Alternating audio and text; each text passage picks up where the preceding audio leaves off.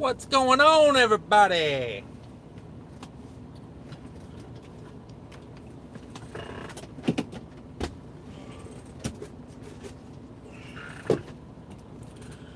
Everybody's having a good day out there. See who all's coming in here today.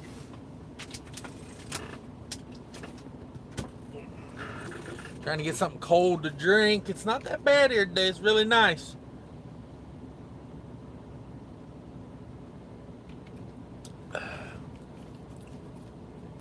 Is everybody working today?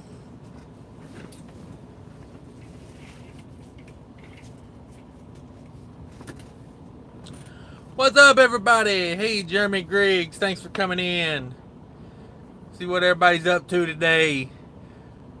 Jerome Jones, big baller. What's up? Yeah, it's got some reefer repair going on right now. Luckily, it lasted through the load I was on. So that's always not what you want, is reefer repair. I don't know, the gearbox is shot in it, I do believe. It's pouring oil out of it like a sieve.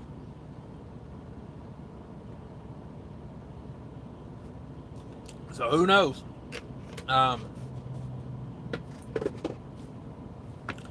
Things happen like that, you know? Alexandra, thanks for coming in. ¿Cómo estás? Good morning. Good morning to you. Thanks for coming in. Ralph's here. Good morning, Ralph. Thanks for coming in. If everybody would hit that thumbs up for me, that pushes me out there to a little bit more of an audience. And the more people we got in here, the more we learn, the better the conversation. I am currently in Minnesota right now. I'm at the shop and got the trailer washed out just now. They do that here at the shop, so I don't have to go to the trailer wash. I'm fixing to go to the house for the day. I got another load booked for tomorrow night. Picks up tomorrow night, I think 7 p.m. It's a true weekend run. It picks up on Friday night, delivers Sunday night. So that's what we're working on this weekend. Good paying load though, man. I don't know if you guys have noticed it, but freight prices are definitely up right now. Looks like, you know, if we would ever get out from under these crazy happenings in the world, I think freight market would be on fire. I really do, because you got you got people all this pent up, like, and not everybody's not got any money. I think of like I know people that got money, but they're a little older, maybe like in their 50s, 60s. Actually, they're in their 60s. So, like those type of people, they got money. It ain't like they live paycheck to paycheck. But they literally will not go out anywhere right now because they're afraid of getting the coronavirus. So, it's like, if we could ever get out from under all that, man, these people like, the people I'm talking about are, well, they're not like super rich, but they got money. They don't live paycheck to paycheck, man. Those type of people like that, if they could ever just get comfortable with like, going out and spending money, oh my God, I think the economy would be lit on fire right now. So yeah, good morning, Ralph. I appreciate everybody coming in. I am getting some reefer repairs done. I'm pretty sure the gearbox in that reefer, I don't know a lot about reefers, but I'm pretty sure the gearbox is toast. It was leaking oil out of the gearbox. I pre-tripped it yesterday morning. Everything was good. And I went to unhook yesterday at Walmart. I had a Walmart delivery yesterday afternoon. Thanks to everybody that came in. I did a live while I sat over there and waited. So yeah, I sat over there at Walmart. When I went to unhook, Walmart, you got to dolly down, unhook, and pull out from underneath the trailer. When I went to pull forward, I got out and I was looking and I was like, actually it was when I was unhooking the glad hands. There was oil on the glad hand. And I was like, I thought it was coming from the truck. I was like, where in the heck is all this oil coming from? And so I got to investigating it a little bit, and I noticed on the bottom of the reefer, there was oil on the bottom of the reefer unit. And so I opened all that up and got up in there and started looking around up in there, and sure enough, the gearbox was leaking oil. So I don't know. I'm at our shop right now. They are replacing the, I guess they're just gonna, I don't know what they're doing to it, honestly. I don't know that much about reefers, as far as I know the major components. I know what should be there, what shouldn't be there. There shouldn't be oil coming from the gearbox. I know that. So yeah, they're ordering parts right now. So hopefully they'll have that done by tomorrow afternoon, so I can keep that trailer. I'd really like to keep that trailer. But they already washed it out for me, so they got that done. I don't have to worry about that. I'm fixing to bobtail it to the house, I think. Bobtail or Uber, I'm not sure. I may just bobtail. May do that. So yeah, fixing to go do that. Thought I'd hop on here for a minute. Everybody at the house is still asleep, so there's no need to run in there and wake everybody up. They're on that no school schedule right now. Stay up till midnight, sleep till noon. Oh, the days. Alexander says, I haven't ate. It wouldn't be a good morning until I eat. Yeah, I haven't ate anything this morning either. I am currently drinking a Rockstar, because, who wants to be a monster when you could be a rock star, right? Right. Rogan, Rockstar should start promoting me. I got it, I'd be the perfect spokesman. An over-the-road trucker. Who drinks more of that crap than an over-the-road trucker? Let's see what's going on here. DIY Semi's in the house. Thanks for coming in. Everybody go subscribe to DIY Semi. He is so close to 1,000 subscribers and puts out good videos. Go check him out. If he didn't put out good videos, I would just, wouldn't say anything. But he does some good work over there. I watched a couple videos this morning. I watched the one about the fuel cards. Definitely going to sign up for that Mud Flaps app. And let's see what else. The one about the I can't remember, sulfate or whatever that goes in your coolant. Definitely going to look into that. Learn a lot over there. DIY Semi. I was just out on the East Coast. They are shutting stuff down again. Yeah, that's why I'm like, I thought about taking the weekend off. I thought about shutting it down until Monday, maybe Tuesday, but then I got thinking, they start shutting crap down again, then I don't know. I'm gonna run it while it's here. And I seen a thing the other day, and I'm so indifferent on the mask and wearing a mask because, they say it doesn't work and then they say it works. I think the only reason they said it doesn't work is because they didn't want everybody running out and buying them all up. But I mean, I don't see how wearing a mask couldn't help. Like, I ain't saying it's preventing everything, but how could it not help a little bit? I seen a thing the other day that said if everybody would wear a mask while they're in public for like 12 weeks, they think it would pretty much wipe it out because, it only survives because people are spreading it. So, I don't know. I'm no medical professional. At least I'm not licensed. Let's see. DIY Semi. The orange recovery is my favorite. Yeah, sugar-free. It's not carbonated, If I drink the carbonated ones, I tend to get heartburns a lot, or heartburn. So I try to stay away from those the carbonated ones. So yeah, between Rockstar Recovery and Gatorade Zero, that's pretty much about the only thing I drink other than water.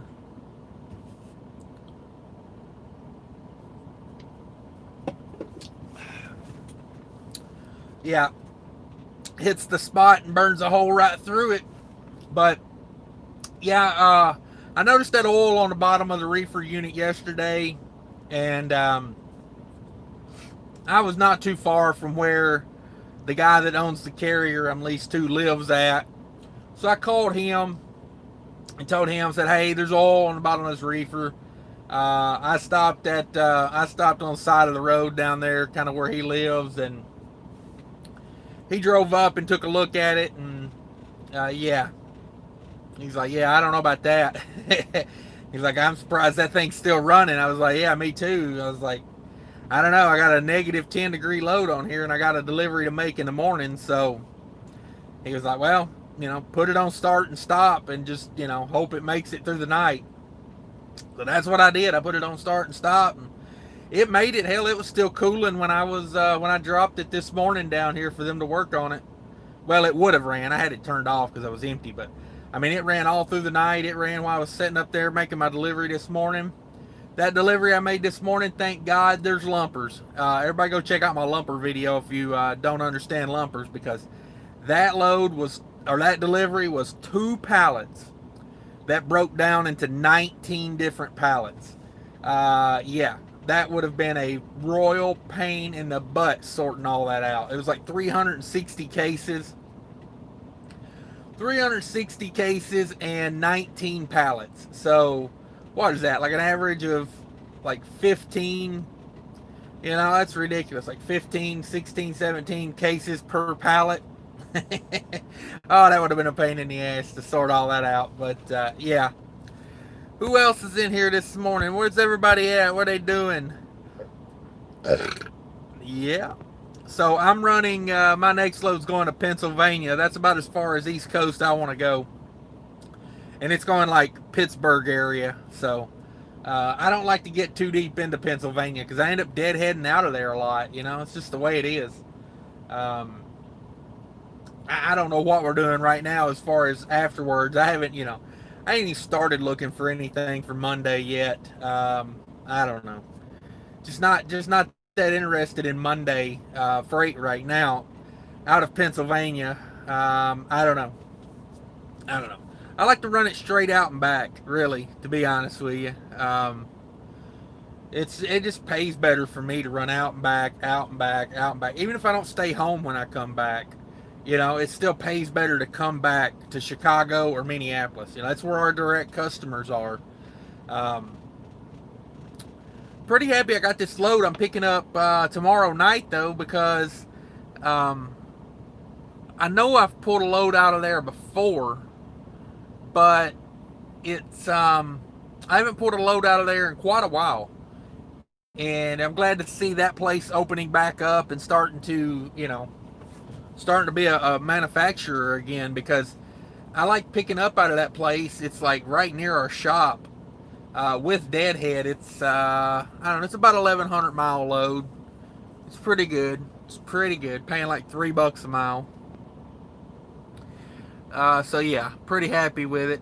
Let's see here. DIY Semi says, I'm sitting in Gary, Indiana, waiting to pick up my load home tonight.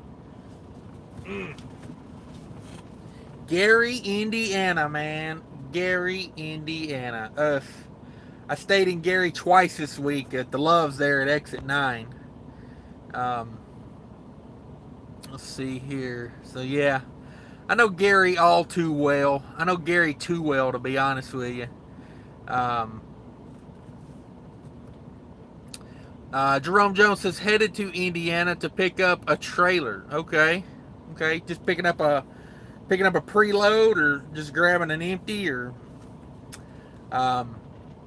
I was looking at the trailers we got here on the yard, and I was kind of glad that I'm really hoping they fixed that trailer that I got, because it's more of my speed. I don't mind pulling a little bit heavier trailer. Those Great Danes are a little heavier, but I don't mind pulling those because the way it works is they're heavier, but they're better insulated. All right, we're reconnected. Appreciate everybody coming in. Thanks everybody for coming in. Let's see what we got here. All right, Jerome's headed to Indiana to pick up a trailer. It's an empty. Paul Harris is here. Thanks for coming in, Paul. Appreciate it. Good morning. DIY Semi. I pull a Great Dane. Really like it. Yeah. When it comes to reefer units, I stick to Great Dane. Really, they got some utilities here, but they just, I don't know. They're just not insulated as well. It seems like the utilities, when they get a little bit older, they really start to lose all the R value. And I was looking and I know all of them lose some R value over time, some insulated value. But utility says they lose 35% of their R value, 35% in the first 5 years. So, when you lose 35% of your R value, it's that's quite a bit you're losing there. So, like there's a utility sitting right here beside me. It's got a big Thermo King unit on it, but if I had to pull it, I'd pull it. But hey, it's got no skirts on it. I'd be real upset if I had to pull that. I mean, they know me. They know me. I'm the fuel miser. I ain't trying to pull nothing with no skirts on it. Um, it's just the way it is. Like, I don't care if I got 12 miles a gallon. I'd be wanting to get 13 miles a gallon. It's just the better, I don't know. Why spend money on fuel? That's my motto. There ain't no need for it. So, yeah, I try to stick to Great Dane. I am wondering about a couple of these other brands I've seen here lately. Wabash. I like Wabash dry vans. I've pulled those before, and they seem to be well made. Even after a few years, they hold up well. Because I used to drive for Averett back in the day, and Averett used to pull a lot of Wabash. And Averett used to keep their trailers for minimum 10 years. And which is pretty much, it's kind of industry standard on a dry van is about 10 years. And those Wabash held up well for 10 years, And so I've been wondering about the Wabash Reefer. I think it's called Arculite or Arcutite or something like that. I don't remember it really, but it's a pretty good looking trailer. And like I said, I've had good luck with Wabash dry vans. So I just wonder if their reefers are like more comparable to, say, a Great Dane or a utility. And what's the other one I seen the other day? Vanguard. Vanguard makes a reefer. So I don't know about those as much. I have no experience with those. But I know when I'm pulling a utility, like a utility, what is it, a 3000R? When I'm pulling a utility, like on a just an average load, versus pulling a Great Dane, similar year models, similar reefer units, I use probably about 20% more fuel keeping that utility at temperature than I do keeping a Great Dane at temperature. And I mean, as far as carrier versus Thermo King, I don't know. It seems like to me, it seems like the carrier units are more fuel efficient. But I don't know. Some of those, we got some Thermo King Whisper units here, and man, those things are like ridiculously quiet. I do appreciate that. That carrier unit I got's a little loud.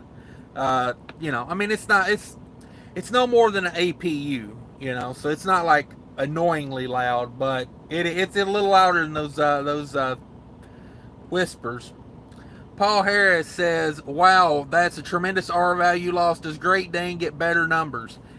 I have not looked into that. I was just researching. I can't even remember how I came across that number. I was on Utilities on website though. It was in their literature, so I try. I don't think they put out something fake. I would say Great Dane loses R. I mean, they all going to lose R value, but those Great Danes are just, they're just more insulated. They're heavier built trailers. So I prefer if I have my way a Great Dane SS with a super seal and all the bells and whistles. That's why I like the one I got so much. It's really built the way I would build one if I was going to build it. That's why I stick with that trailer, because it's a Great Dane. It's super seal. It's got the I don't know, some sort of protection on the walls. Like for that trailer, like it has held up really well. Like the walls aren't wavy, they aren't busted up. It's got some sort of sticker in there. It's got some sort of special lining or something in it that keeps it from or keeps it holding up a little better. So I do enjoy that, and it's got a, it's got the same. Yeah, let's see here. Who what's It's got that same, yeah, DIY semi. That one I'm pulling's got that same carrier, 7504. They are really good units, man. They are a little bit louder, but they're not like obnoxiously loud. But you know, with that trailer I got, that load I had on there was negative 10 degrees, and like in, you know, I picked it up in Chicago and brought it up, so it was cool at night. But I mean, I was spending like $20 a day average running, you know, a negative 10 degree load. So that is that's pretty darn good. Paul Harris, is there a mold issue with reefers? Not really that I know of. They get washed so much, and they get I don't know. I mean, I haven't noticed any. Um, so yeah, I don't really think so. You know, I haven't noticed any issues. Um, but pretty much every time I come to the shop, the first thing I do is I pull the trailer down to the shop, and you know, I have them. You know, I have them, a mechanic look at it. You know, just eyeball everything. You know, I check them, but I don't know. Like, you know, I don't look at them all day every day. So I let them, you know, pop it open, check it out, and then they wash them out here, you know, because the carrier pays for trailer washes. So instead of having you go to the Blue Beacon and waste you half your day sitting there, you just pull into the shop and pop the doors open, and they'll hose it out right there for you, no problem. So yeah, I haven't had any mold issues. Uh, so yeah, got 10 people in the chat. If you're in here and I don't know you're in here, let me know you're in here. I appreciate knowing everybody that comes by. If you have a channel you want to promote, by all means, throw it in there. We will definitely promote your channel. I want to see everybody I want to see everybody have an opportunity to get subscribers. You know, like, I ain't saying we'll guarantee you that everybody in here will come subscribe, but you know, it's like a little advertisement to a few people. DIY Semi says Vanguards are absolute junk. Pulled several. Okay, yeah, I've never pulled a Vanguard trailer that I know of. So I was wondering, and is that their reefers are junk, or just all of them are junk? You just don't see that many of them out there, really, to be honest about it. You know, because I kind of watch everything. I try to pay attention to stuff because, you know, knowledge is money. Let's face it. You know, knowledge is power, but knowledge is money. So, yeah, I subscribed to Kelly's Kitchen the other day, DIY Semi. I don't know if you can, I don't know how to, well, without my other phone, I can't do it, but if you want to post a link to her channel, you're more than welcome to post a link. Because Kelly's Kitchen, I don't know if I was spelling it wrong, but I had a little trouble. I had to dig through and find it because, you know, it's like, it's a common name, and, you know, kitchen is a common word. So, but, yeah, I found it. I watched a couple of her videos. I'm going to try some stuff. Let's see. Yeah, DIY Semi Carrier Unit X4 is the way to be. It really is, man. That is a, yeah, the extra E. I don't think I had the extra E in there. So if anybody searches Kelly's Kitchen, make sure you spell it with the E in between the L and the Y at the end, because I have a cousin named Kelly, and she doesn't have that E, so I don't think I put the E in there. That's probably why I had to dig for it, honestly.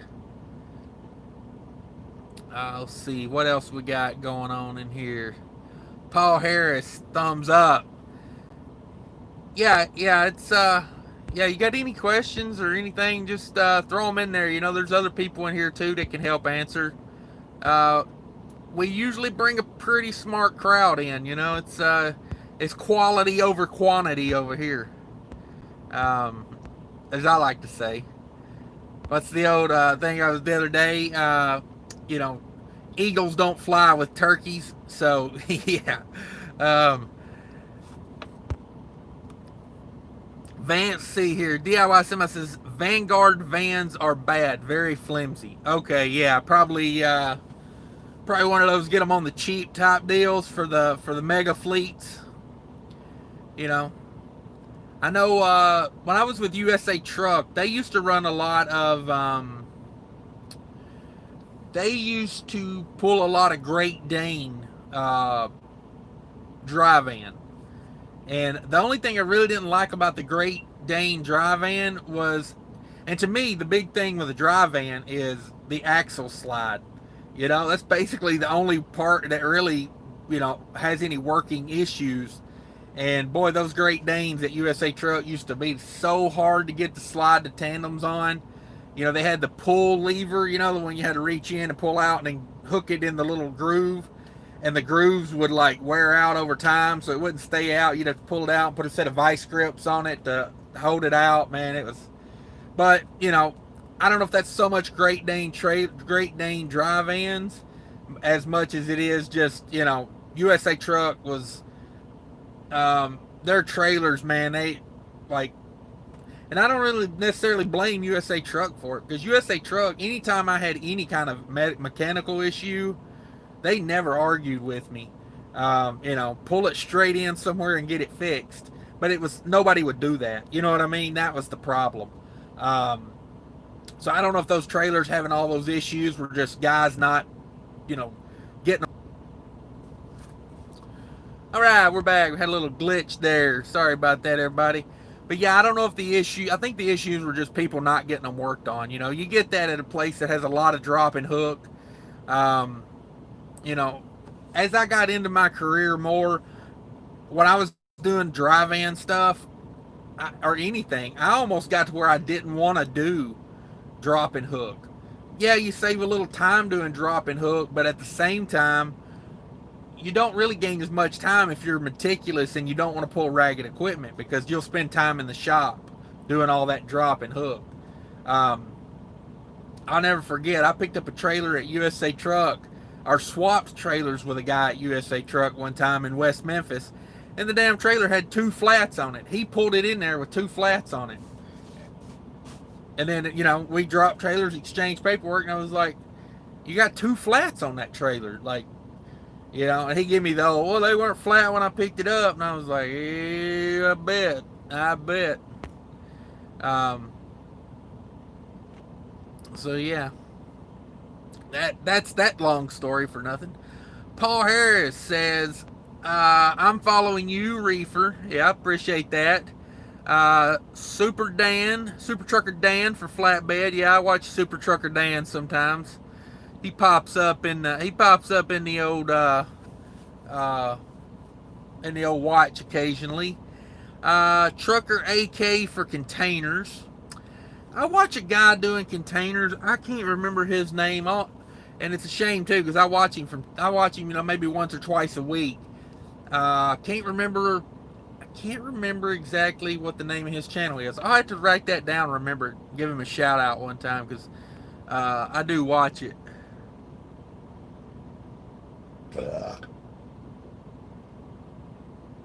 Must be an office worker there. That guy's wearing like a 3-piece suit over there. He's all dressed up. Maybe somebody coming by for a meeting or something.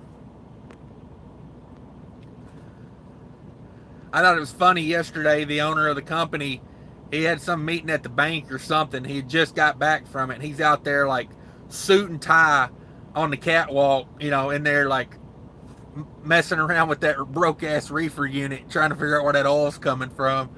I was like, it ain't that important, man. I'll take care of it.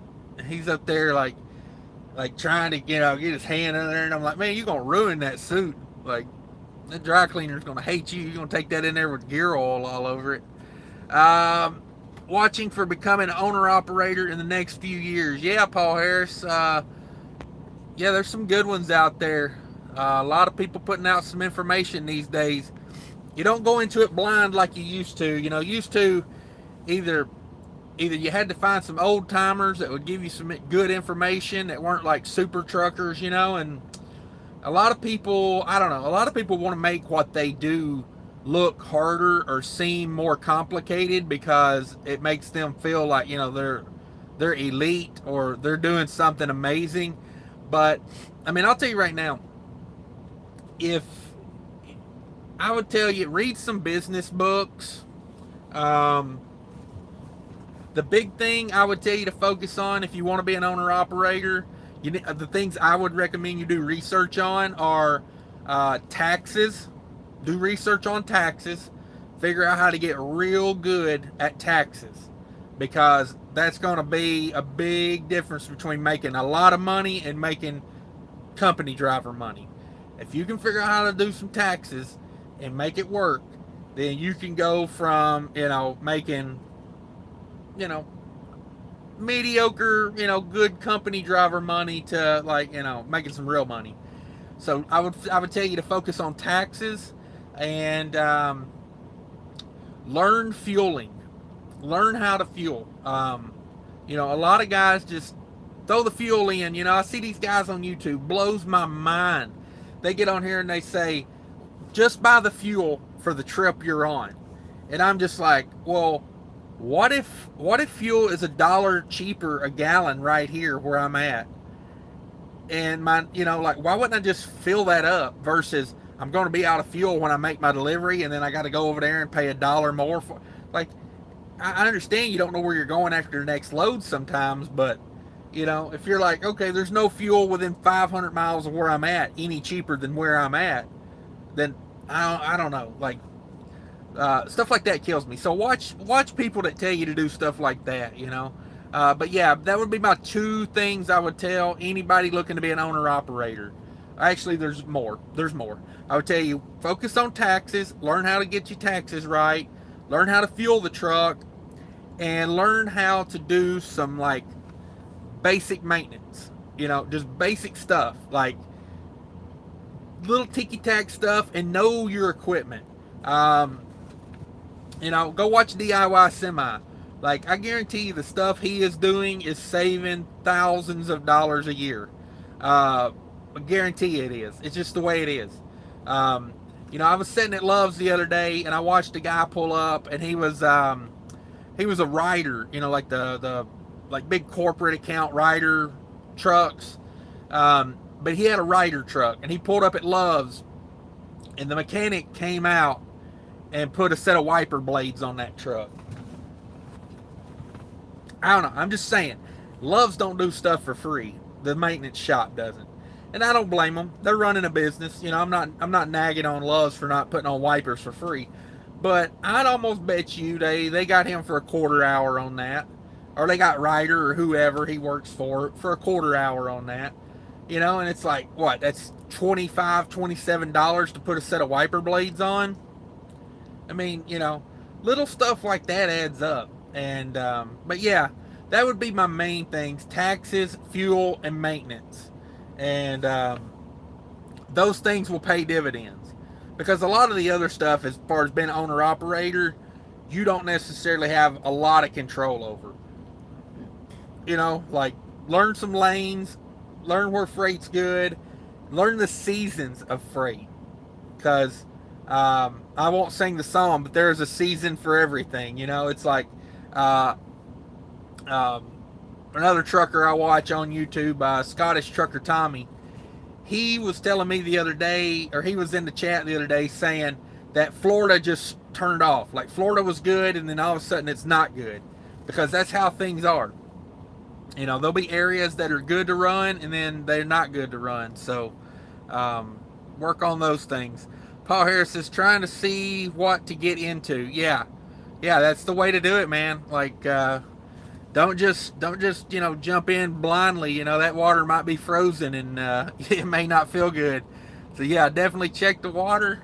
Paul Harris says also BOC. Yeah, BOC puts those numbers out there, man. That is, and it's good to see people that live in different parts of the country as well. Like, I tell people, like, DIY Semi, he's kind of up here where I'm at. He's in Wisconsin, I'm in Minnesota. To me, if you're an owner operator up here, you really need to have a reefer unit, um, because not only do not only is there a lot of food production up here, but in the wintertime, a lot of these places want their freight from freezing. You get do not freeze loads, and you run your reefer at like 50 to 60 degrees. Maybe 45 depending on the weather outside, but they just want it ran so the product doesn't freeze. I get a lot of stuff like that out of here. I get there's a place that makes like shampoo and conditioner and stuff up here, and I get loads out of there in the winter that pay pretty good going to like Virginia. And you know you gotta know your area basically. Flatbed does okay in Minneapolis because there's like two big shingle factories up here, like really big shingle factories. Almost every flatbed I see around here is pulling shingles, or Bobcat Equipment's got a big place up in I think it's in Fargo. I've never been there, but Bobcat, they make the little excavators, the little mini excavators, and of course they make they make skid steers, stuff like that. But Reefer up here does really good because of all the food production. And then in the winter, it's like if your dry van doesn't have a heater on it, like you're not going to pull some loads that would normally be dry van loads if you don't have a heater. Paint, they're not going to let you pull paint. Most places won't let you pull paint if it's below like 30 degrees in just a dry van, because that paint will freeze. Certain types of paint will freeze. There's just a lot of loads that normally would run dry van, that if you don't have a heater in the winter, you're not going to pull them up here. Beverage loads, Coca-Cola and Pepsi, man, that stuff moves all day, every day. And if you ain't got a reefer, you're not pulling that stuff up here in the winter. You'll show up with a big popsicle in your trailer. Paul Harris, nothing worse getting a trailer with issues. That previous driver didn't say boo. Yep. I had to hook to a load, and it was overweight and was picked up 200. All right, we're back. Let's see what we got here. Let's see where I was at. Paul Harris was saying, picked up a trailer 200 miles ago and had issues. Yeah, it was overweight. I picked up a load that a driver had brought down from Canada one time. And driver brings the load down from Canada, drops it. It's overweight, and it's like, it's just horrible. Like, the back seals were busted and water had got in the trailer. I mean, and didn't say nothing, just brought it and dropped it like a bad habit for me to have to deal with. And I didn't scale it at the first cat scale that I went by, because I don't like that truck stop. So I went to the next one because I'm like, okay, there's another cat scale down the road before I get to a weigh station. Well, I went to that one. It was overweight, so they told me to bring it back. Well, on the way back, there was a scale, so it turned into a whole ordeal, man. Yeah, drivers don't care. They really don't. A lot of them. I shouldn't say all of them, but yeah, most of them. Man, if you're at a place that does a lot of dropping hooks, they will bounce you like a bad habit. Damon Moore is in here. Thanks for coming in, Damon. I appreciate everybody coming in. Everybody come in, hit that like button on the way in. That'll push us out. The more people we can get in here, the better the conversation, and the more we can learn, because everybody's got experience. Damon Moore says, do you know of a good reefer company that has a lot of freight in the Carolinas? Not right offhand, I don't. People ask me a lot about what's a good company to lease to, or I don't talk about the company I'm leased to, just because I don't want all the issues that come along with putting your information on the internet, as far as YouTube, because petty people want to call and get you in trouble if you do something, like, you could do something simple, like, I don't know, I don't even want to get into it, but you do one little thing that's not legal, and all of a sudden, boy, they're calling your company. And it's not that I sit here and do stuff that's illegal or talk about doing stuff that's illegal, but if you talk about just anything, like, they're just petty. So I don't talk about it, but there's a couple companies I've been meaning to do research on because people ask me that a lot. So if anybody knows anything about R.E. Garrison, because I know they do, they're on a percentage split down there. I believe they're out of Coleman, Alabama. There's Barlow out of Missouri. Barlow, I believe they're out of a town called Fawcett or something like that.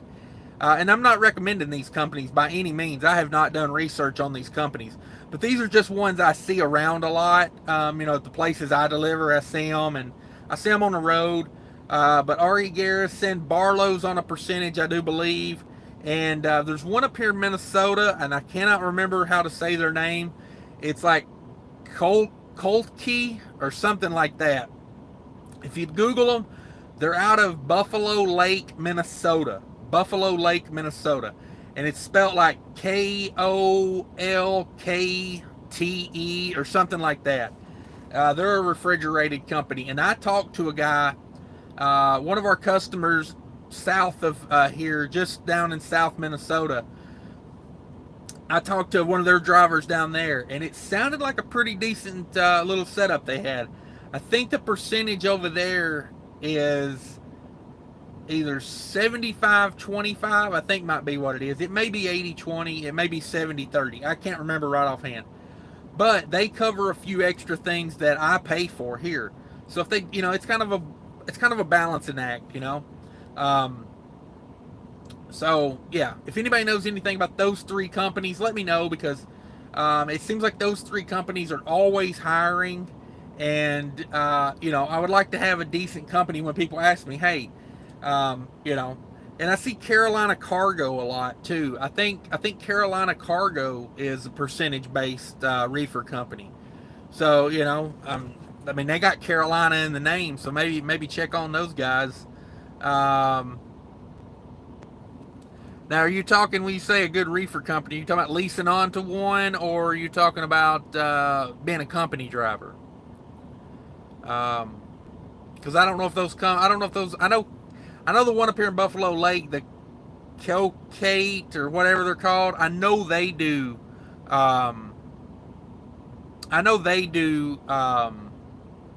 Company drivers, but I'm not sure about R.E. Garrison or Carolina Cargo or Barlow. I need to do some research on those. I may get into that this weekend a little bit. Paul Harris, the IFTA is what seems to be confusing. I have a video on IFTA from about, I don't know, probably about a month ago. Check that out. Just Google Cash is King IFTA or search it on YouTube. Should be able to find it. I try to break it down as simple.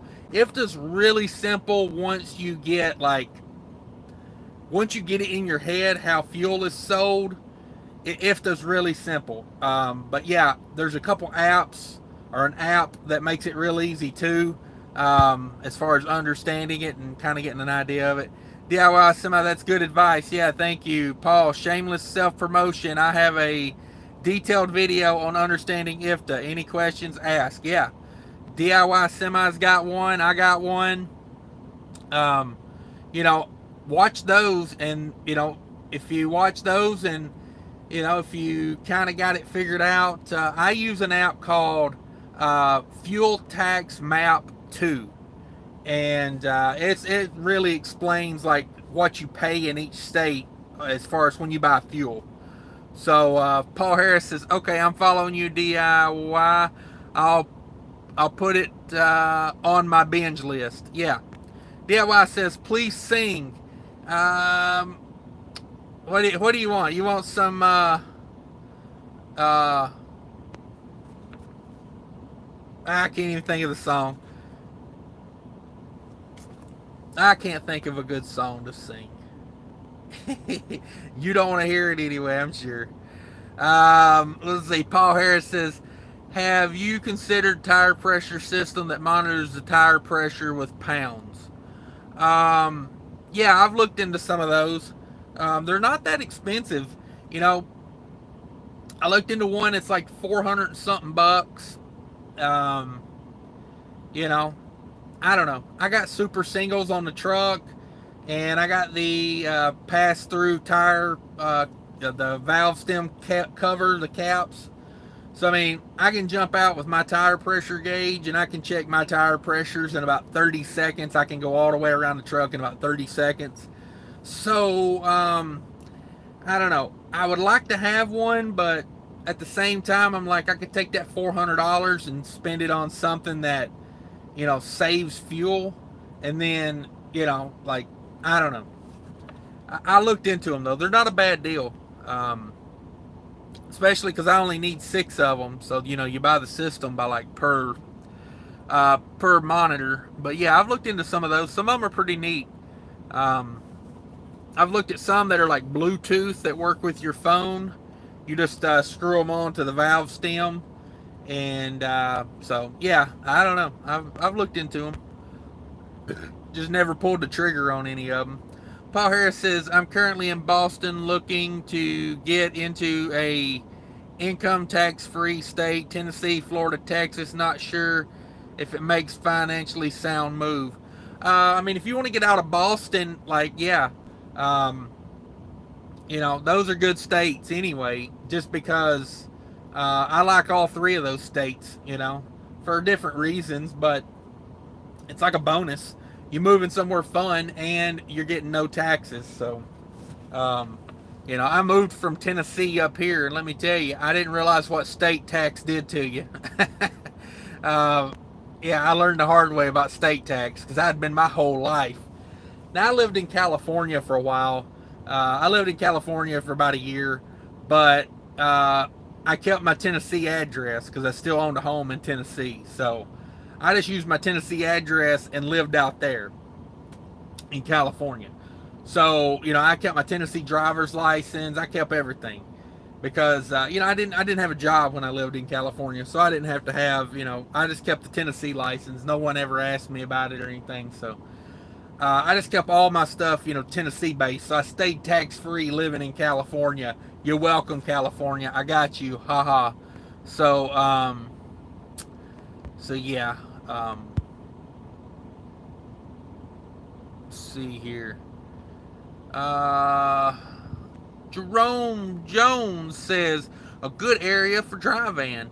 I mean, like, anywhere can be good for dry van. It's so common, but like the southeast is really good for dry van because you don't have to worry about stuff freezing so much in the winter, and you got a lot of manufacturing for dry van down there, and you got a lot of paper production, you got a lot of automotive production. So, those are all good for dry van. Paper, automotive, you kind of want to pick the trailer for the industry in your area because it's just going to be better for you, like when you're trying to leave out or you're trying to get home, you're not forcing it, and that's what I would recommend. Look at the businesses and the industry that's around like your area, like, I mean, there'll be a little bit of everything in every area. It's like up here for flatbed, it's like there's flatbed loads coming out of here. There's flatbed loads coming out of everywhere. But if you're heavy in one industry in a certain area, you may want to focus on that to help. It may help you. It may hurt you. You just got to do the research on what's available. Paul Harris said, because I never really did reefer before I moved up here. I mostly did dry van and flatbed when I lived in Tennessee in the southeast. It's just more work down there for that. Well, then when I moved to Minnesota, I kind of got the impression that if I was going to be an owner operator up here, reefer was probably going to be the trailer to pull. And like I say, there's reefer work everywhere, but it's just a heavy area for that. Let's see here. Paul Harris says, Super trucker story. Picked up a dog food load, preloaded, South Carolina to Florida. Opened it up with stink bugs. The load was rejected. Dropped at our yard in Lakeland. Don't know what happened to it. Oh yeah, that's good old dog food loads, man. Good old dog food loads. I used to do a lot of those out of Tennessee. Um, Jerome Jones, new owner. Okay, good luck out there. What kind of equipment have you got? Were you the one going to pick up an empty trailer? Let me see here. Yeah, picking up an empty. All right. Is that your first trailer you're going to get there? A dry van? That'd be pretty cool. DIY Semi says Coat Key. Yeah, that's the guys. KOTKE out of Buffalo Lake, Minnesota. It spells KOTKE. Coat Key, something like that. I talked to one of their drivers, and he had been there for quite a while. He had an old Freightliner, like a Columbia, like a way back Columbia, and yeah, he had been there a long time with those guys, and he lived in Florida, and I was talking to him up here, and he basically he was telling me he basically just runs out of Florida up to this area, and then they got customers up here, and they load him out of this area up here and shoot him right back to Florida. So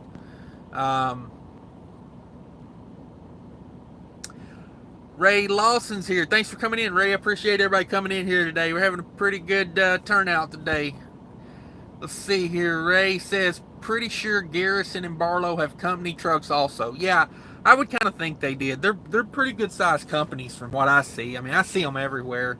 But yeah. DIY Semi says, what app do you use for tolls? I researched tolls on Toll Guru. Toll Guru. Toll, then GURU. I really like that app. They have truck specific pricing on there. It's a little quirky sometimes. Sometimes it won't give you a route you want, so you have to put in a third city to get it to go the way you want to.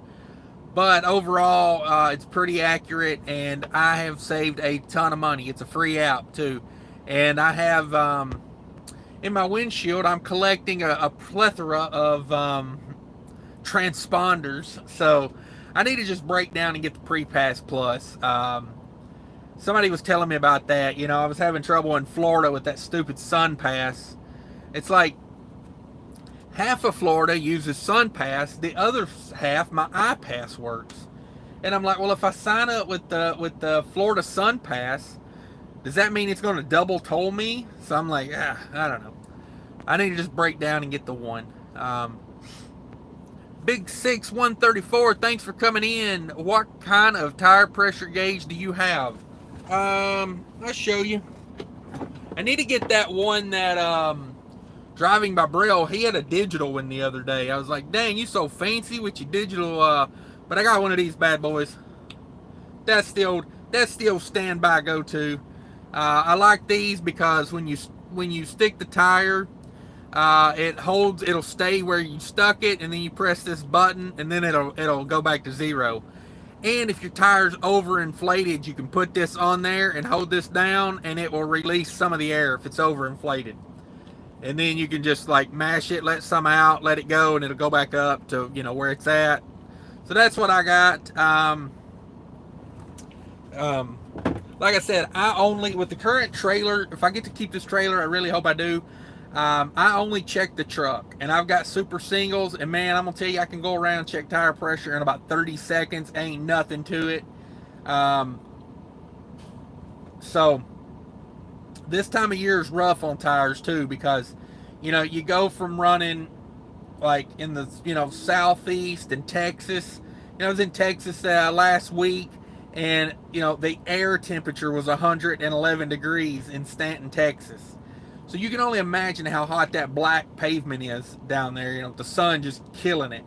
So you factor that in, and your tire pressure is going to go up. And then, that night it got down to like, 60, not 60, maybe like 75, 80. It was still pretty warm even at night. But then I come back up here this week, and like last night in Wisconsin, it got down to like 61 degrees last night in Wisconsin. So within a week's time, I probably went from, I went from air temperature of 111 degrees to up here, 61 degrees. So I say check your tire pressure every day, or at least, like, if it's pouring ass rain outside, I'm probably not going to get out there and check them, because I check them every other, I check them. If I checked them the day before, I'm probably not getting out there in the rain and checking them. Um, you know, but if they look funny, I will check them. That's for darn sure. So, you know, time, that's a little bit of time to save a lot of money. But yeah, that's what kind of tire pressure I use. Paul Harris to Cali. Okay, yeah. Yeah, Cali, I got him. I'm the guy. I went out there and I got him. I lived out there a year and I didn't pay a nickel of state tax. So anybody that wants to report that and be a snitch, go ahead. Technically, I lived in Tennessee though, because I still had a residence there. But I think because a lot of people in Minnesota do that. They're snowbirds. They'll go down to Florida and they'll stay. I think in Minnesota, like if you're in Minnesota for 180 days a year, like your primary residence, you're here for 180. I think it's 180 or 181 days. It's a stupid number. It's just like randomly picked out of the air. You got to pay state tax here. So a lot of the snowbirds will go to Florida, and they'll stay in Florida, like 1 day over what it's required to not pay the Minnesota state tax. And they'll come up here like for the summer, the holidays, or whatever. They play that game. Wild Bill's here. Wild Bill, I just got finished after another 12-hour shift. Damn, Wild Bill, why are you working so much, man? Why are you working so much? 12-hour shifts. That is rough, man. Sorry about that. At least it's done, though. That's the best part of a 12-hour shift, when it's over. Ed is here. What's up, Ed?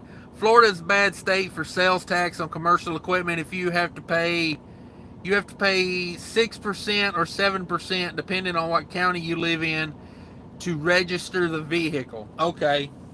I got you. That's good to know. I mean, all these states that like Tennessee, Texas, Florida, the states that don't have income tax, typically tax you in another way. Did I say sales tax? I meant income tax. States that don't have income tax typically tax you more on sales tax, property tax. They find a way to get their money. They find a way to get it.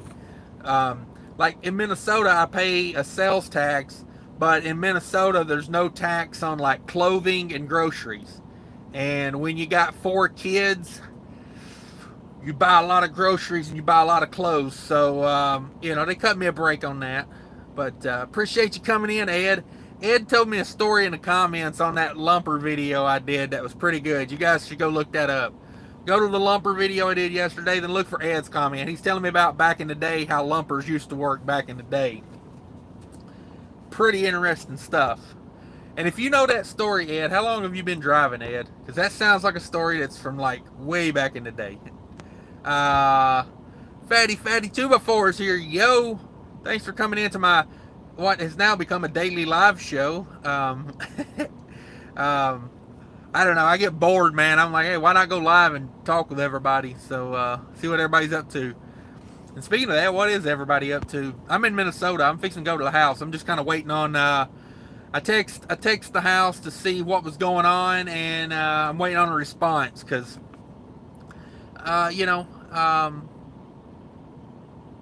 nobody's awake yet, I would assume. I don't know what time it is. I ain't worried about it.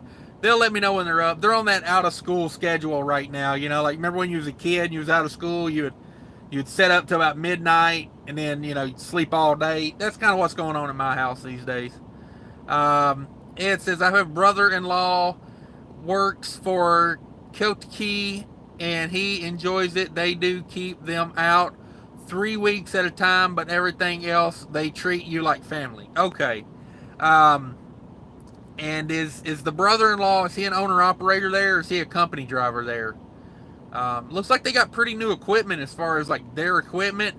And as far as being an owner operator, I know the guy told me, and this is a guy telling me about a year maybe more ago, but they cover a lot of things for you there. They take care of some of the insurance, and they cover the reefer fuel. You're not responsible for reefer fuel, which is nice. I mean, it does add up over time. Young Trucker 215, morning everybody. Thanks for coming in, Young Trucker. Thanks for letting me know you came in. I appreciate everybody coming in. Let's see what's going on here. Wild Bill, mandatory 12-hour shifts. I don't want or need the overtime. Yeah, you sound like my father-in-law. He's doing 12-hour shifts right now, and yeah, he is not happy about it. So yeah, some people need to work, some people don't. You just gotta do what they say, I guess. Turn the old AC up a little bit. Let's see here. Skylar Peters, thanks for coming in. Said, hey, finally made a live stream. Almost never make live streams. Working night shift. What's up? Oh man, thanks for coming in. Appreciate it. What's up is I just dropped my reefer trailer at the shop here, at the company shop. They are going to replace the gearbox on it. The thing is leaking oil like you would not believe out of the gearbox. And they washed it out. I got it emptied out up here this morning and brought it down here. They washed it out. They're going to work on the gearbox, see if they can get it going. Hopefully it'll be running by tomorrow night, and I can go get this load I got booked. Got me a pretty good load booked. So, I mean, anything else, I'll pull a different trailer, but boy, I'd rather not. I'd rather get that one back. I've been doing pretty good with that one. You can see that's one thing about that tire pressure thing. See, I don't check those trailer tires because they got a tire inflation system on them. And as long as that light's not on the front of the trailer, that little white light, as long as that little white light's not on, I know she's at 100 pounds per tire. And I really enjoy that because, I don't mess with it. I know the thing's on, the tire pressure system's on, and I don't have to worry about checking those. So that's a bonus. And I know they're always at 100, which helps my fuel economy, and can't go wrong. Let's see, Jerome Jones. Yeah, rent a trailer. Okay. Are trailer prices down? I know some people that rent trailers, and they were telling me, when the freight rates dropped, back when the coronavirus shut everything down, a lot of people were taking those trailers back, not paying the rent on them and just returning them.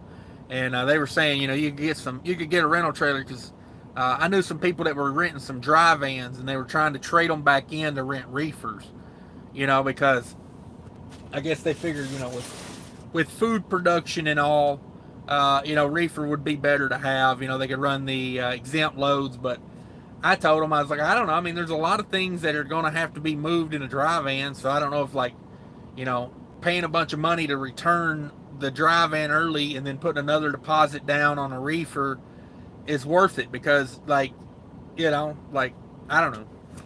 Reefer work got hit as well. It wasn't like we were, because our biggest customers here in Minnesota are, we go to food services for restaurants, and yeah, I haven't been pulling any of those loads. They're dried up right now. I pulled one to Florida a few weeks back, but and it wasn't even a real full load. If I'm not mistaken, they the load I took to California was out of there. That's probably maybe the last time I was there, but they pulled a few pallets off the order right at the end, because they were canceling orders and stuff. So, Paul Harris, when I sold real estate, client would split residency, wife in Florida, husband in their home state for real estate taxes. Always a way to keep Big Brother out of your pocket. yeah, you know, there's loopholes. The rich people want the loopholes because they don't want to pay all that tax. Um, Jerome Jones got him a 2011 Peterbilt 386. There you go. Is that Cummins powered? Or is that, I don't know, 2011? When did they start putting the pack car in over here? The MX-13. I want to say it was right around that time, wasn't it? But yeah, good luck with that Peterbilt, man. I hope you start making some good money with it. Wild Bill says forcing me to work 5 days of 12 hours only pushes me into the 25% bracket. Oh,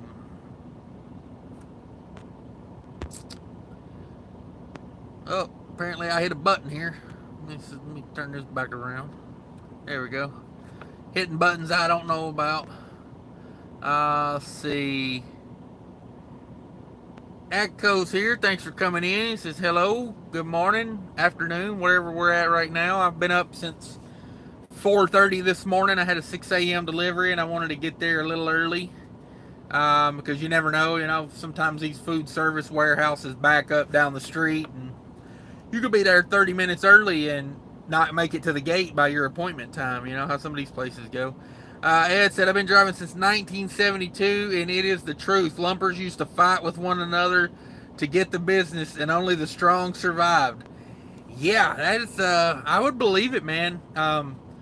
You know, like if you go to like Home Depot, man, like these day laborers, man, they ain't joking. Like that's almost like a mafia racket over there now. Like, so I believe it. It's a good story about lumpers, though. I enjoyed it. Skylar Peters, I delivered to fast food and Pizza Hut, and we're about the only food service guys working hard still. Yeah, fast food's still in there. I used to work at Cisco Foods up here in Minnesota, and I still know a couple guys that work there, and they put them on. They put a few of them, well, most of them, they put on like a salary, because they just didn't have the work to pay them, and it's union up there, so they gotta give them so much a week the way the union contract works out. So they basically got them working like 3 days a week. They instead of everybody working 5 or 6 days a week, everybody's working like 3 to 4. All right, we're back. We had a little glitch there. But yeah, the guys up here at the Cisco up here that I know, they said they got them reduced on time, but they're paying them like a salary. Because, the Cisco up here did a lot of schools. The University of Minnesota was massive for us. Like that's pretty much where all the new guys ended up, was over at the University of Minnesota doing all the, sororities and different housing. A lot of those. A lot of the dorms had like a cafeteria in them, so all that pretty much done. Schools, grade schools, middle schools, all that's done. Up here they shut down a ton of restaurants, so yeah, it was a total mess. Ed, my brother-in-law, is a company driver with Key. Okay, yeah, this seemed like a pretty good company. I mean, mostly their company guys run Volvos. I don't know. Seems like the owner operator I spoke with, he talked good about them. He really didn't have nothing bad to say. But yeah, being out 3 weeks, I don't know, is pretty common. I know a lot of places, you can get home like every other weekend or work 14 days, get 2 days off. But I always looked at it like if you're OTR and you're doing, work 14, take 2 off. Usually you'll have like one good paycheck and then one mediocre paycheck. So that's why I used to be more like 3 weeks. I do, because at that point you get like 2 good checks and then a mediocre check. And then, so it kind of balances out a little better. Your month isn't so beat up from taking time off. Skylar Peters, yeah, Cisco guys here, they cut the bottom 50 guys. Were hired a couple on here, really screwed up. Yeah, I mean, I think here they were trying to, they were trying to keep everybody on, but I left up here because, Like, they wouldn't hire me into the union. Like, I was making production. I'd been there like 6 months. And, I was like, hire me on and give me the benefits or I got to go. Because I can't make casual driver money with kids in a house. I can't raise a family on casual driver money. And I'm like, y'all got me working like 60 something hours a week as a casual driver. Like, that's just not the way it is. Like, hire me on, give me the benefits. And then they gave me this whole like, well, the last few people we hired on, they got the insurance, and then they went and had like dental work done and, had surgery, and then they quit. And I'm like, well, what's that got to do with me? Like, so y'all, your insurance got hit hard, and now you're not going to hire on people that want to work, that are coming in here doing the job. Oh, it made me so mad when he gave me that story. I was like, I tell you this, man, like, this casual thing was supposed to have been 3 months. I've give you the 3 months. I'm making production. I'm running my own routes. I'm like, I wasn't even like in the training process anymore. I would come in just like everybody else. I would get my route. I would go do my route. And, I was working like 6 days a week, like, 10, 11, 12 hours a day, 6 days a week. And, yeah, sometimes it was 5 days a week, but only if you had some massive days would they give you an extra day in the week off. Like, if you had like huge runs that took like 14 hours to get done, they would give you an extra day if they gave you a horrible schedule. But I didn't complain. I just went on about my business. I did it, and then like, I don't know, like, I made it through. Basically, I made it through the winter, and then I was like, all right, guys, it's like, it's go time. And I don't know, that was about 4 months into it, and then finally I stayed another month, and they just kept, about once a week I'd go in and talk to them. I'd be like, hey, what about that review so I can get hired on as not a casual driver? I can get put in a full-time, making money. And they just kept saying, oh, well, yeah, we got to get together and we got to review it, because they had like the top manager and then they had 2 managers under him. And like, they had all 3 came out and reviewed, like, because they did like, they would come out during your route unannounced and like see what you were doing, seeing how you were unloading, seeing like how you worked. Every one of them came out and they were like, okay, yeah, this is how, like the training worked, because this is how you're supposed to do it, like the truck was clean, everything was, the trailer was like organized, I had all my trash in one area, I had all my pallets stacked, anything I had to move, I had stacked against the wall and put load locks on it, that way I didn't have to double handle it, I could just scoop it up and go. I mean, I was pretty damn efficient. Like, as a casual driver, I was overproduction. So I'm like, you realize if y'all would hire me on, I would go from making like $17 an hour to like $23 an hour in a day. I'm like, so that's what I just left. I was like, I know I'm worth more than $17 an hour, and just got tired of getting took like that. So, Skylar Peters, I would. All right, I'm back. Sorry there. I got a phone call, guys. I'm going to have to hop off here. That's the house call, and I'm going home. I appreciate everybody coming in, watching, listening to rambling, teaching me some stuff, listening. Until next time, guys, take care of each other. I will see you guys later, and have a good weekend.